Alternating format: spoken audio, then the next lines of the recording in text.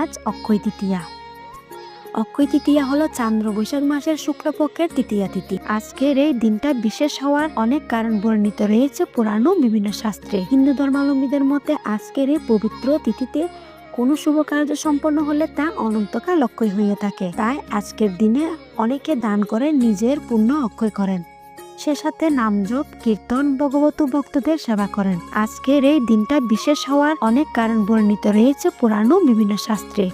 আজকের দিনে রাম রাবণকে পরাজিত করেছিলেন। ভগবান পরশুরামের আবির্ভাব ঘটেছিল।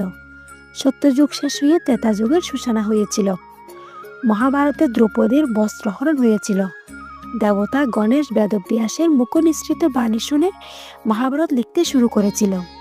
পুরীধামে জগন্নাথ দেবের রথযাত্রা উপলক্ষে রথ নির্মাণের কাজ শুরু হয়েছিল ও কুবেরের তপস্যায় তুষ্ট হয়ে মহাদেব তাকে অতুল ঐশ্বর্য প্রদান করেন এবং এদিন কুবেরের লক্ষ্মী লাভ হয়েছিল বলে এদিন ভৈরব লক্ষ্মী পূজাও করা হয়। অক্ষয় তৃতীয়া সম্বন্ধে আরো শতাধিক কারণ রয়েছে হিন্দু ধর্মীয় শাস্ত্রগুলোতে, যা অনেকেরই অজানা। জয় দিনাথ সত্য সনাতন টিভি।